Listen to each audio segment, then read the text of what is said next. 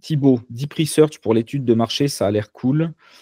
Possible de faire une démo en live. Alors, je peux pas tellement vous faire une démo en live. La raison, elle est simple, c'est qu'en fait, quand je lui donne quelque chose à faire, il en a à peu près pour un quart d'heure de réflexion, de raisonnement, de recherche de sources, etc.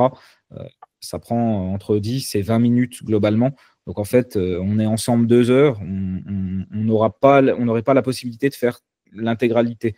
Et puis il y a un autre problème qui est juste en ce moment, c'est que ça vient de sortir et en fait, tu es limité à 3 ou 4 deep research par jour. OpenAI nous bride pour l'instant.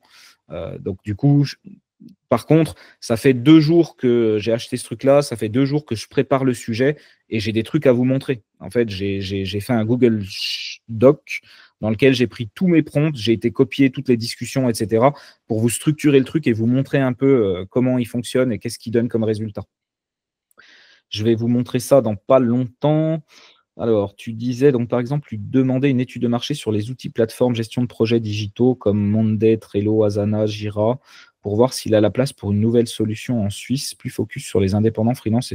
Alors, tu sais quoi? Je vais faire ça maintenant et on aura, je pense, le résultat là pendant le bootcamp et tu verras à quel point c'est un truc de psychopathe.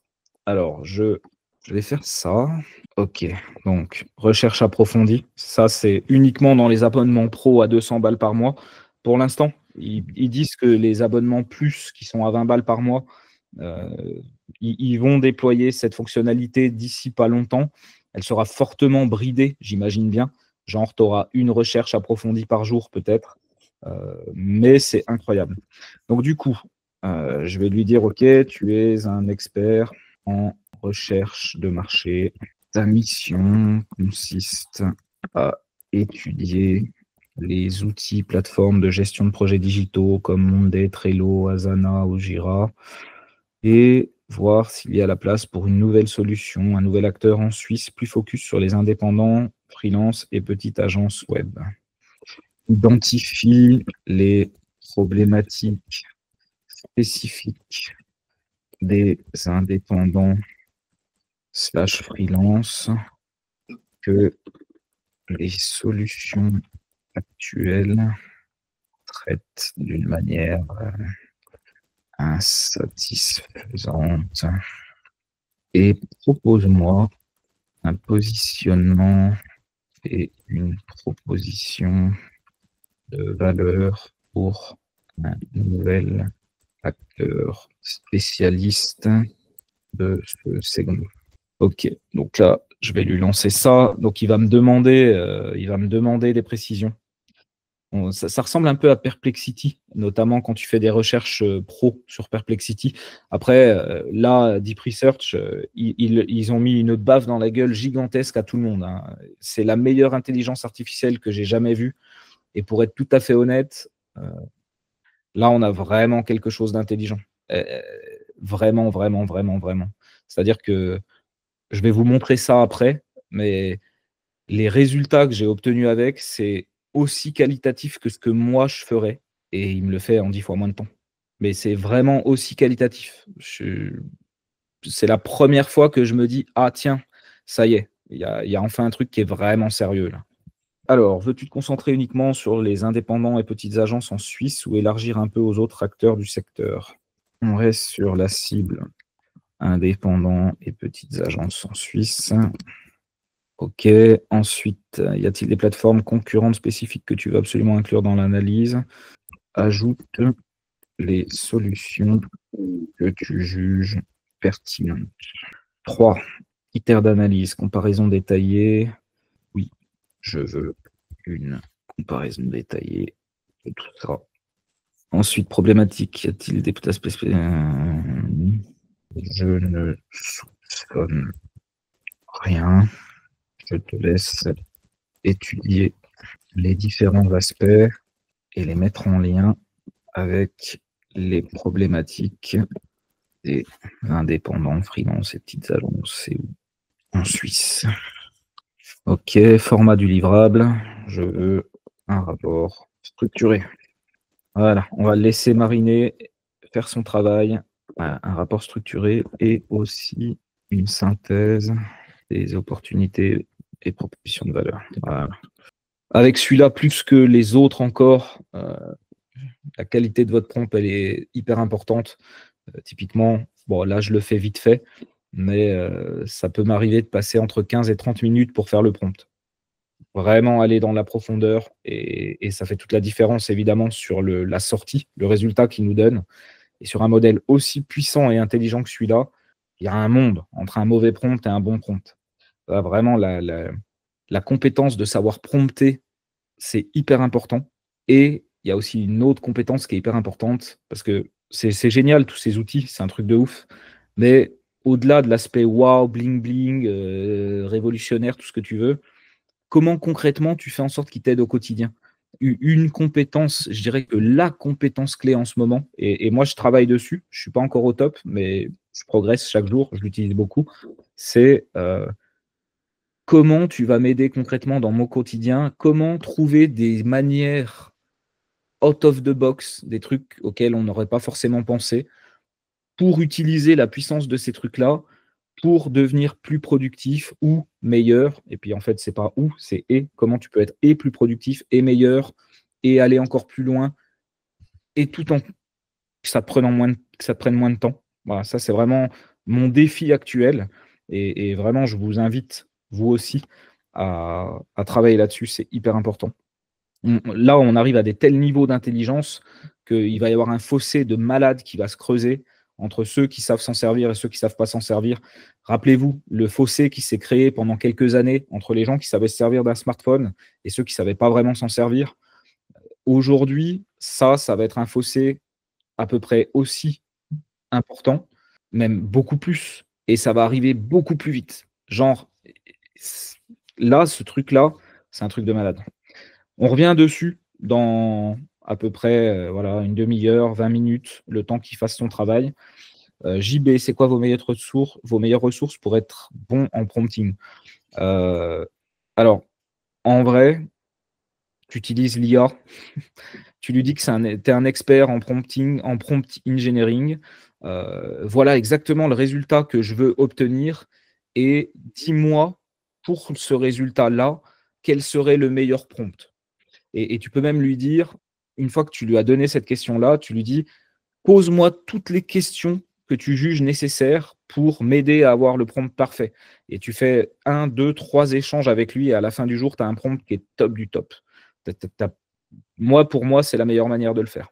J'ai suivi quelques bootcamps et de ce que j'ai compris, vu que l'IA va prendre de plus en plus de place, c'était nécessaire du coup pour nous, en tant que consultants en media buying, de, de donner en plus des compétences opérationnelles, d'avoir aussi ce petit plus avec les conseils en marketing, d'être un peu plus généraliste. Du coup, pour toi, comment est-ce qu'on peut développer, on va dire, ces compétences marketing, être un peu plus pointu en termes de stratégie, euh, quelle veille tu utilises, voilà, comment développer ces compétences-là? Mmh, c'est une bonne question. C'est une bonne question. Moi, pendant longtemps, j'ai fait de la veille, mais comme un fou furieux. Je faisais 2 à 3 heures de veille par jour et j'ai fait ça pendant des années. C'est ce qui m'a permis d'avoir, une culture assez large, d'être capable ensuite d'avoir tout un tas de choses dans ma tête et d'être capable de les relier, ce qui fait que devant n'importe quel client, même que je connais pas, même pris au dépourvu, je peux lui pondre une stratégie, instantanément cohérente et qui mérite d'être testée. Aujourd'hui, pour être tout à fait honnête, j'ai arrêté de faire de la veille et en fait, je fais tout avec l'IA. Je fais tout avec l'IA. C'est-à-dire que, je vais me poser des questions. La compétence clé, je crois que c'est un truc que j'ai déjà dit dans un des bootcamps précédents, je le redis aujourd'hui parce que c'est vraiment le cas. La compétence clé maintenant, aujourd'hui, c'est plus de savoir plus d'informations que les autres, c'est de savoir te poser les meilleures questions, de te poser des meilleures questions que les autres.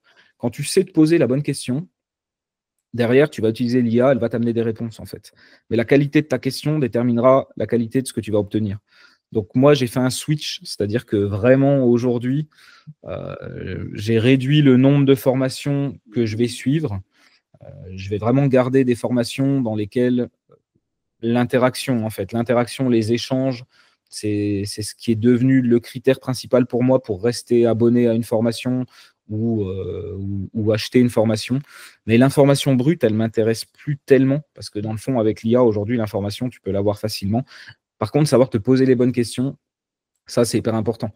Si tu es solide au niveau connaissance et expérience sur le copywriting et les tunnels de vente, l'IA va t'aider à fond parce que tu sauras lui donner le bon contexte, exécuter les infos qu'elle te donne.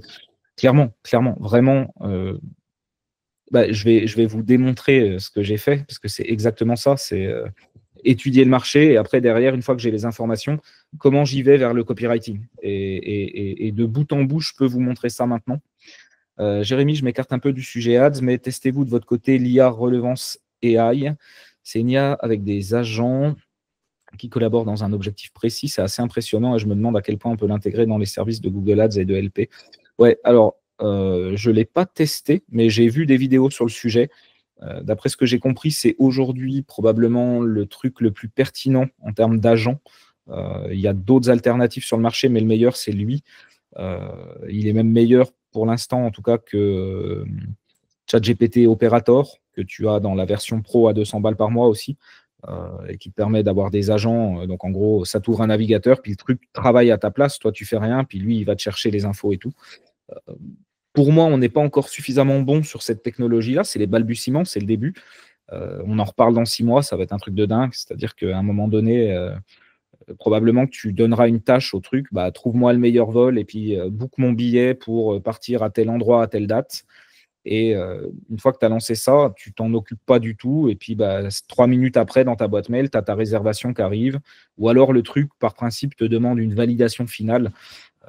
Mais on en est bientôt là. On en est plus ou moins déjà là si tu utilises les API.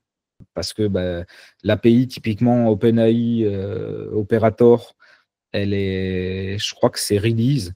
Donc, avec des trucs comme Make, tu vas pouvoir vraiment automatiser des trucs de fou et que l'IA se charge d'un truc qui est normalement fait par l'être humain. Elle le fait pour toi, des trucs que tu fais en ligne, comme faire des recherches, comme réserver, comme commander, comme même passer des coups de fil aussi. Tu vois, aujourd'hui, on en est là. Tu as des agents vocaux IA qui peuvent passer un coup de téléphone basé sur tout un tas de trucs que tu leur as donné dans ton automatisation. Donc, on en est qu'au début, mais c'est pareil, c'est une révolution. C'est un truc de ouf. Mais on s'écarte un tout petit peu du sujet, effectivement. D'ailleurs, j'avais une réflexion hier, et c'est intéressant puisqu'on est là ensemble, et après, je vous promets, on passe sur la démonstration. Je me disais, parce qu'évidemment, je pense que c'est sain de toujours chercher à se réinventer, et comment on fait pour être toujours au top de la pertinence. Et je me disais que moi, j'aimerais bien, de plus en plus, aller dans la direction où je vous parle toujours de marketing digital. Google reste toujours le centre aussi des choses, mais c'est vraiment comment intégrer l'IA au-delà de tous les trucs que tu peux voir partout. Oui, d'accord, l'IA, elle fait mes annonces, oui, elle m'aide à trouver mes mots-clés, oui.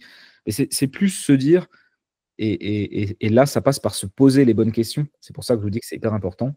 Ça passe plus que par se dire, OK, comment moi, je vais pouvoir me poser les bonnes questions et trouver des moyens, personne n'y avait vraiment pensé avant, d'utiliser l'IA pour être plus productif et pour être meilleur dans mon travail et ce que je propose à mes clients.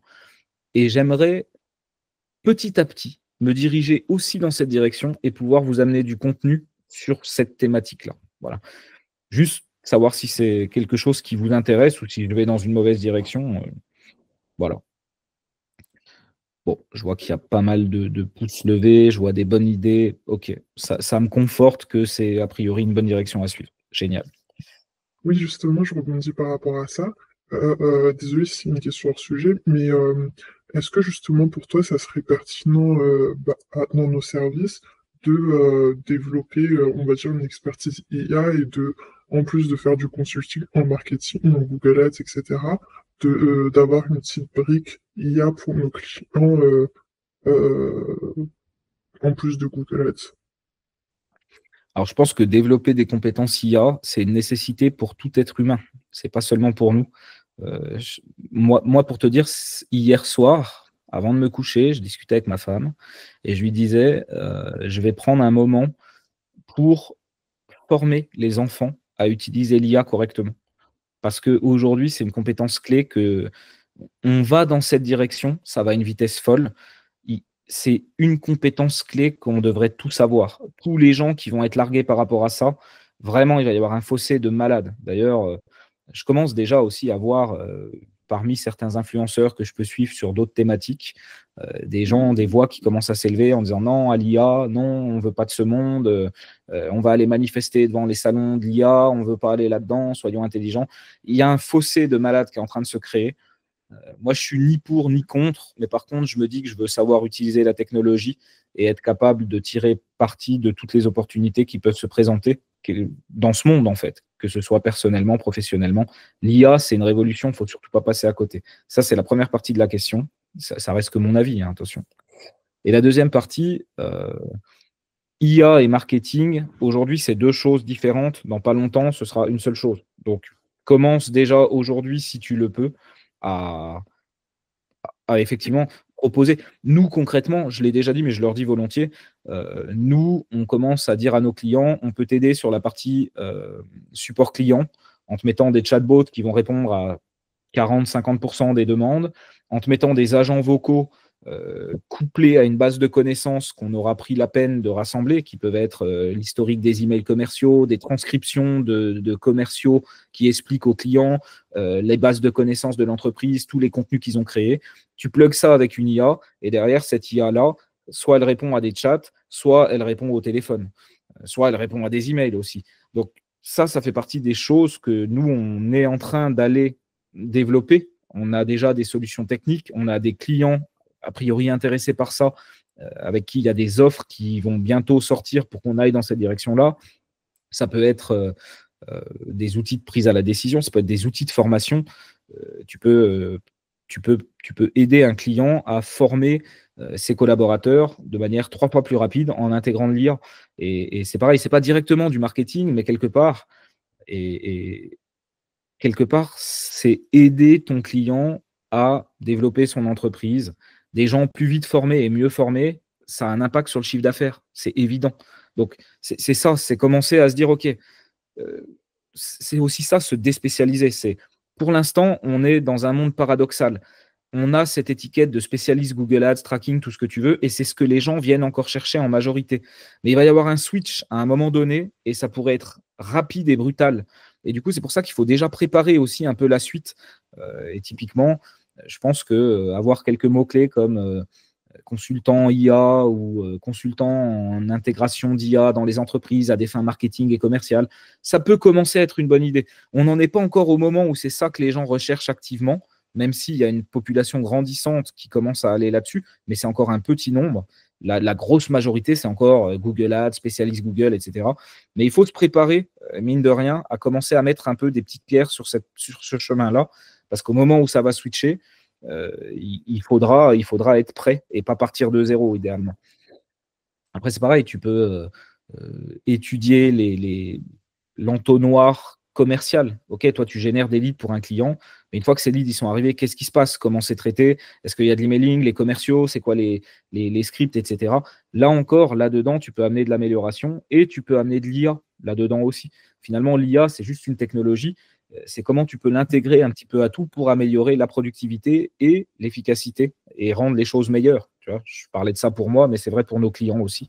Et puis, dans le fond, à la fin du jour, vraiment, ça, c'est une grosse prise de conscience que j'ai moi de mon côté, c'est comment je peux aider mes clients à progresser et à développer leur boîte en utilisant tout ce que je sais faire. Moi, je fais du coaching, je maîtrise plutôt bien l'IA et je m'intéresse et j'avance là-dessus. Je maîtrise bien le marketing dans toutes ses différentes composantes. Et au-delà, une fois que j'ai un client et que je l'ai rentré par le moindre truc que je propose là-dedans, quelle que soit sa porte d'entrée, derrière, je vais me dire, OK, comment je peux l'upseller et l'aider toujours plus à travers tout ce que je sais, tout ce que je propose pour l'aider à développer sa boîte. J'ai un client notamment, par exemple, je l'ai accompagné sur du no-code pour qu'ils puissent faire parler ces logiciels entre eux. Je l'ai aidé à changer ces logiciels. Il avait des logiciels archaïques qui n'avaient pas d'API. Il devait faire des saisies dans celui-là, ressaisir dans celui-là, ressaisir dans celui-là, des trucs de fou. Et il passait un temps fou. Et il avait, je ne sais pas combien de collaborateurs pour gérer tout cet admin et tout. Ça lui bouclait un pognon pas possible. Et alors, c'était pas ma volonté, mais à la fin du jour, ça a fait 2 personnes en moins en termes de masse salariale, des logiciels neufs qui sont interfacés les uns avec les autres, avec Make ou avec Zapier, et qui se parlent entre eux, fini la ressaisie. Bah, mine de rien, tu peux voir la chose comme je vais t'aider sur Google Ads, on va faire plus de ventes, et du coup, je t'aide à développer ton chiffre d'affaires et ta boîte parce que je t'aide à faire plus de chiffres. Mais quand tu lui enlèves beaucoup de charges, quelque part, c'est la même chose. Quand tu lui enlèves des charges pour avoir le même résultat, tu le rends plus rentable. C'est une autre manière d'aider ton client à développer sa boîte. Et le focus, ça doit être ça. Mon focus à moi, honnêtement, et ma vision aujourd'hui, c'est ça, c'est je suis un gars externe qui t'aide à développer ta boîte et j'ai plein d'outils pour le faire. Pour l'instant, tu viens me chercher sur Google Ads, machin, parce que c'est comme ça que les gens recherchent et c'est ce qui fait que moi, on me trouve aujourd'hui. Mais peut-être que demain sera d'une autre manière et je m'en fous, je serai prêt. Je me prépare. Alors, Sébastien, je ne suis pas trop inquiet pour nos métiers parce qu'au final, on est là et qu'on se pose ce type de questions. On est déjà du bon côté de la barrière. Beaucoup de gens ne feront pas cet effort alors qu'ils ont déjà accès aux meilleurs outils sur le papier. Par exemple, beaucoup de boîtes ont un HubSpot. Ça ne veut pas dire qu'ils sont bons en marketing. Ouais, c'est juste, c'est juste. Et en vrai, moi, je pense qu'on aura toujours une place. Notre métier, il va évoluer. Encore une fois, je pense marketing, IA, ça va fusionner. Ce sera peut-être cette année, ce sera peut-être l'année prochaine. Et so what? Tant que tu es dans le bon mindset, je suis un gars qui facilite et qui aide les boîtes à développer leur business. Je pense qu'on aura toujours besoin d'humains. Et après, ta maîtrise de l'IA et des outils d'IA te donne un avantage compétitif par rapport à ceux qui vont prendre le train plus tard que toi. C'est pour ça qu'il ne faut pas trop tarder, d'après moi. Christina, je te conseille de suivre des publications LinkedIn orientées IA. Teste dans ton travail de tous les jours des petites automatisations sur des tâches répétitives et chronophages et discute avec l'IA. Demande-lui d'améliorer tes prompts. Pratique, pratique, pratique. Ouais, clairement, je suis complètement d'accord avec ça. Meilleur conseil ever. Merci, Christina. Alors, je vous propose de voir le test. A priori, ChatGPT a terminé. Je propose qu'on n'y passe pas trop de temps et je peux vous partager ce chat si vous voulez creuser, lire en détail ce qui a été proposé. Même si vous en foutez du marché des outils de gestion de projet pour les freelances en Suisse, je pense que c'est vraiment la curiosité de voir la puissance de l'outil et qu'est-ce qu'il est capable de nous sortir. Alors, benchmark des solutions. Déjà, vous regardez, tout est sourcé. Là, c'est intéressant de voir. Il a pris 21 minutes et combien? Il a cherché 21 sources. Ouais, moi, il me semble qu'il y a même beaucoup plus que 21 sources. Après, il a peut-être été cherché à des endroits différents dans les pages. Regardez un peu le raisonnement qu'il a mené, le con. C'est pas un truc de ouf. 9 minutes de raisonnement, 21 sources. OK, maintenant qu'on a ça, donc là, il regarde Monday, OK, donc fonctionnalité, intégration, support client. Il va comparer ça avec Trello. Je ne sais pas si vous vous rendez compte, la longueur du rapport. Je ne sais pas si vous vous en rendez compte. C'est un truc de fou. Là, tu as l'équivalent de ce qu'un McKinsey ou un truc comme ça, il pourrait te vendre la peau des couilles, qu'on soit bien d'accord. Tu prends ça, tu le mets dans une IA qui génère des super slides basés sur du texte, tu sors une présentation PowerPoint qui pète, tu as mis ça, allez, tu as mis un quart d'heure pour faire le prompt, tu l'as laissé travailler pendant un quart d'heure, derrière, tu envoies ça dans l'IA qui te fait les slides, tu fais quelques ajustements, etc. Tu as un deck de malade avec du contenu de malade hyper pertinent, tu peux vendre ça 5 000 €. Facile, on en est là. OK, donc là, il compare encore. Autres outils pertinents, donc il a été chercher ClickUp, Basecamp, Teamwork, Notion. Il te dit qu'il y a d'autres outils qui existent. OK. X, intégration, nanana. OK, lacune des solutions actuelles pour les freelances et les petites entreprises. Outils trop complexes ou trop génériques pour un usage en solo. Ou alors, au contraire, des outils simples aux fonctionnalités insuffisantes. Tout est sourcé. Tout est sourcé. C'est un truc de ouf. C'est hyper pertinent ce qu'il dit. Manque de fonctionnalités liées à la gestion client, facturation, rentabilité. Collaboration client peu fluide. Modèle de tarification pas toujours adapté. Support client, localisation insuffisant pour le segment. Enjeu de sécurité, confidentialité. OK. Ensuite, il te donne les opportunités pour aller créer un nouvel acteur en Suisse. Déjà, il te fait un peu le point sur le marché du freelance. Peu de concurrence sur ce segment-là. Forte demande pour des solutions plus adaptées. Le créneau n'est pas comblé. Donc, Thibaut, tu vois très juste, a priori. Sensibilité aux aspects linguistiques et culturels. Alors, effectivement, la Suisse, c'est français, allemand, italien, anglais. Ça, c'est une des problématiques, une des spécificités fortes du marché. Positionnement, peu exploité par les grands outils. Exigences élevées en matière d'efficacité et de rentabilité. OK, proposition de valeur et positionnement stratégique pour une nouvelle solution. Et donc là, il te donne tout. Simplicité d'utilisation pour les non-techniciens sans compromettre les fonctionnalités essentielles, intégration native de la dimension gestion d'activité freelance, temps, facturation, rentabilité. Il va dans le détail, hein. Il te montre, il te dit exactement, tu intègres du timesheet, facturation automatisée, suivi des paiements et relance, analyse et rentabilité par projet, devis, contrat simplifié, collaboration fluide avec des clients externes, adaptation au contexte suisse. Je ne sais pas si vous vous rendez compte de la qualité de la réponse. C'est un truc de malade. Vraiment. Innovation et conclusion. Donc moi, je vais vous partager ça. Vous pourrez tout à fait aller prendre le temps de lire en détail et de vous rendre compte du truc de malade que c'est, ce truc.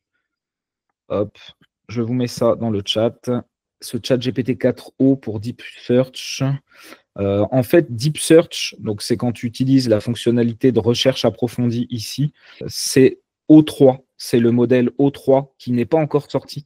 D'ailleurs, dans l'abonnement pro, on a O3 mini, on a O3 mini height, on a le 01, le O1 Pro Mode, mais on n'a pas le O3 tout court. Et en fait, ce truc-là utilise O3. C'est le premier modèle qui utilise O3, mais qui est spécialisé dans la recherche sur Internet. Et ça, c'est uniquement dans l'abonnement pro à 200$ par mois. Autant vous dire que j'ai jamais rentabilisé 200€ par mois aussi bien qu'avec ce truc-là. Voilà. Du coup, quelle heure il est? 11h25. Bon, on n'aura probablement pas le temps de faire le tracking et la démonstration. Thibaut, vas-y. Oui, salut. Bah écoute, merci beaucoup. Je voulais juste dire ça. C'est hyper intéressant et très puissant, très très puissant. Et là, j'ai cliqué sur le lien, je regarde tout ça et je pense que ça peut être vraiment un truc de bâtard. On peut lui demander après de maintenant créer la landing page pour le persona freelance, créer la landing page pour le persona agence web, dirigeant de TPE. Et bah, c'est voilà. Et puis, comme tu as dit, ou créer le PowerPoint qui présente ça dans des slides. Enfin, voilà. Exactement. Alors, pour le coup, peut-être bien que là, je vais vous montrer un peu l'étude de marché que j'ai fait. Derrière, ça nous amène à exactement ce que tu dis, c'est-à-dire que je lui ai demandé les personas, puis je lui ai dit, OK, bah, voilà mon template. Bah oui, avec la méthode swipe, Steven, ça marche super bien. Exactement. Je lui donne mon template. Je lui dis voilà mon template pour écrire des pages de vente. Fais-moi le titre. Alors, il me fait un titre par persona. Fais-moi la section intérêt de ma page. OK, bah, j'ai compris que la section intérêt, c'était ça, ça, ça, ça, ça, ça, ça. Pour ce persona-là, voilà ce que je vous propose. Tout ça, je peux vous montrer. Je l'ai fait, en fait, et c'était le but de ce que je voulais vous montrer aujourd'hui. Ça, c'est des trucs, hormis la partie pricing où vraiment je comptais sur lui. J'aurais pu le faire moi à la main, mais je me suis dit pourquoi perdre mon temps et y passer 2 heures à comparer alors que finalement lui il va me le faire en 5 minutes. C'est ça aussi le mindset qu'il faut commencer à avoir. Dès que tu dois faire un truc et que tu sais que ça va te prendre du temps, ok, attends, stop. Comment je peux gagner du temps avec l'IA plutôt que d'y passer 2 heures? Je suis sûr qu'avec l'IA, si je sais faire le bon prompt, je vais pouvoir gagner grave du temps. Ça, il faut systématiquement te le dire. C'est un truc de fou. Et ça, c'est notre job. Tu vois, avant, moi, je passais 12 heures à faire un truc comme ça. Et je vendais ça 5000 balles à un client pour lui vendre sa landing page. Aujourd'hui, puisque le truc, il fait le truc à ma place, je pourrais me sentir menacé et me dire ah ouais, mais du coup, j'ai plus de travail. Non, au contraire, c'est génial. Ce truc-là, je le fais super vite. Et moi, je vais pouvoir aller amener grave du conseil au client et sur des trucs où je ne l'emmène pas habituellement. Là, je vais même être capable de lui dire mais attends, si tu veux, je te fais une stratégie de contenu. Je peux même te générer des articles très très bien pour le référencement, etc. Et puis après, bah, éventuellement, si tu as un SEO en interne, juste il fait une dernière touche pour éviter que ça fasse contenu IA. Mais par contre, tu auras tout qui est bien mis dedans. Pareil pour la vidéo, je fais de plus en plus des scripts de vidéo pour mes clients. Je leur donne le script et eux, ils transmettent ça à l'agence qui crée la vidéo. Mais moi, j'ai été mettre l'intelligence marketing et j'ai fait ces recherches-là, en fait. Vous voyez ce que je veux dire? Et tout ça, ça va contribuer à ma force sur Google Ads. Quand j'ai des bonnes pages en SEO, je mets du DSA, ça cartonne. Quand j'ai des bonnes vidéos, bah, j'augmente ma notoriété, j'augmente mes recherches marques, j'augmente ma préférence de marque, j'augmente la conversion globale sur le site. Tout travaille ensemble, en fait. Vous voyez, le métier évolue, mais on a toujours du boulot. C'est juste qu'il est différent et qu'il faut s'adapter et avancer en même temps. Donc voilà, sur cette partie-là, je voulais aussi vous montrer, je lui avais demandé la représentativité. Quelle est la représentativité des personas? Donc en gros, la femme active soucieuse de sa peau, c'est 40% du marché. Le senior, c'est plutôt 30% du marché. Le sportif, c'est à peu près 20-25. Et puis il y a d'autres segments, mais ceux-là, je m'en fous un peu pour l'instant. Et puis, dernier point, et j'aurai terminé. Quelle heure est-il? 11h48. Ça nous laissera quelques minutes pour des questions-réponses. Je lui ai donné mon template de page de vente Blaise et Bruno. Ce template, je vous l'ai donné très récemment dans le module 3 du tremplin. Pour rappel, hop, ce template, c'est ma Bible, c'est le fruit de tous les livres, toutes les formations, tout ce que j'ai appris sur le copywriting, c'est condensé là-dedans. Et c'est avec ce template-là que je fais toutes mes pages de vente. Donc ça, je vous l'ai mis dans le tremplin récemment. Et j'ai donné ça à Notebook. Et je lui ai dit, OK, bah, sur la base de la méthodologie qui est donnée dans ce template-là, je veux que tu te sers de ces données-là pour commencer le copywriting de ma page. Et donc, j'ai un premier exemple à vous montrer. Je lui dis, bah, par exemple, je veux que tu me fasses un titre. Donc, il me dit, OK, bah, je me base sur la méthodologie de ton template en tenant compte des informations du marché du collagène. Donc, il a bien compris ce que je lui ai demandé. Voilà plusieurs propositions de titres pour une page de vente en tenant compte des différents aspects et personas. Donc là, il me rappelle les principes. Il faut mettre en avant le marché avant de mettre en avant le produit, répondre à un désir de masse, considérer le niveau de awareness du marché, utiliser la psychologie humaine, être self-interest, mettre en avant un bénéfice personnel pour le prospect, créer un angle fort pour susciter des émotions, utiliser un vocabulaire puissant, faire une promesse crédible. Tout ça, c'est globalement ce que moi je dis dans mon template pour avoir un titre qui est puissant et qui cartonne. Okay, donc, il a bien compris ça. Et maintenant, en fonction de ça, regardez ce qu'il me propose. Proposition de titre pour le persona numéro 1, la femme active, soucieuse de sa peau et de sa beauté. Option numéro 1, émotion-bénéfice. Découvrez le secret des femmes actives pour une peau visiblement plus jeune et éclatante, sans chirurgie ni soins compliqués. Entre parenthèses, met en avant un désir, donc la peau plus jeune, avec un bénéfice concret, sans chirurgie et une émotion de découverte. Option numéro 2, plutôt orientée sur la curiosité et le bénéfice. Comment les femmes actives retrouvent une peau ferme et éclatante en quelques semaines et sans y passer des heures. Donc là, c'est la promesse d'un résultat rapide avec de la curiosité. Il me propose plusieurs options. Stop aux rides et aux teintes ternes, la solution naturelle que les femmes actives attendaient pour une peau visiblement rajeunie. Tout ça, c'est pas mal. Ça ne veut pas dire que c'est la version finale et qu'il n'y a rien à refaire, mais c'est génial en fait. Je vais pouvoir remplir mon template et avoir déjà 4 ou 5 variantes de titres.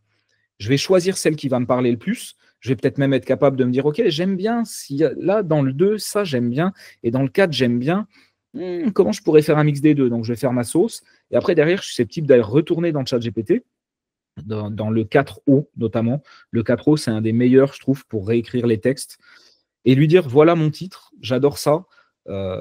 Donne-moi 10 alternatives de ce titre qui seraient encore plus puissantes.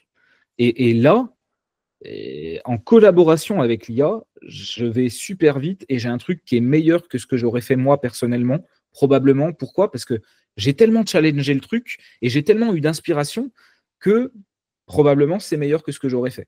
Je ne peux pas en être sûr, mais même si j'en suis pas sûr et même si c'était pas meilleur et que c'était que aussi bon, j'y passe 10 fois moins de temps. J'y passe 10 fois moins de temps. Donc après, il m'a fait pareil pour le Persona 2, pour le Persona 3. Là, c'est que pour la partie titre. Et puis évidemment, après l'idée, c'est de lui dire, OK, fais-moi la section intérêt. Donc il va faire pareil, il va dire, OK, les principes pour avoir une bonne section intérêt, c'est ça, ce qui sera basé sur mon template. Et derrière, il va prendre chaque persona, puis il va me dire, OK, l'intérêt pour le persona 1, voilà, paf. Et après, ça, si j'en suis content, je peux le prendre et juste l'améliorer un peu. Ou alors le rechallenger encore dans le chat GPT et dire, je veux que tu challenges ça, je veux que ce soit encore meilleur. Voilà globalement ce que je voulais vous montrer aujourd'hui. Je vais essayer de structurer tout ça. Je vois parfaitement et c'est quelque chose que je vous ai montré justement aujourd'hui, mais je vais le généraliser parce que tu mets le doigt dessus, c'est génial. Je suis complètement d'accord. En fait, il y a tellement de puissance et de possibilités que d'une part, tu as vite fait de te perdre, que d'autre part, il faut que toi-même, tu aies quand même un bon cadre sur ce que tu veux, que tu saches les bonnes questions à te poser, en fait. Ça commence par te poser les bonnes questions. Une fois que tu as les bonnes questions, tu sais exactement ce que tu veux, alors tu vas pouvoir utiliser l'intelligence artificielle au top. Tant que tu n'as pas la vision globale et que tu t'es pas posé les bonnes questions, ce que tu vas en tirer, ce sera pas bon ou pas très bon. Il y a vraiment cette phase initiale, et c'est pour ça que nos compétences, elles changent. Se poser les bonnes questions, cadrer exactement le résultat que tu veux obtenir. Vraiment, c'est exactement ça. Quel résultat tu veux obtenir? À partir de là, tu peux faire du prompt engineering avec elle. Pour moi, la phase 1, c'est toujours à peu près la même chose. C'est ce que j'avais présenté au SMX d'ailleurs l'année dernière.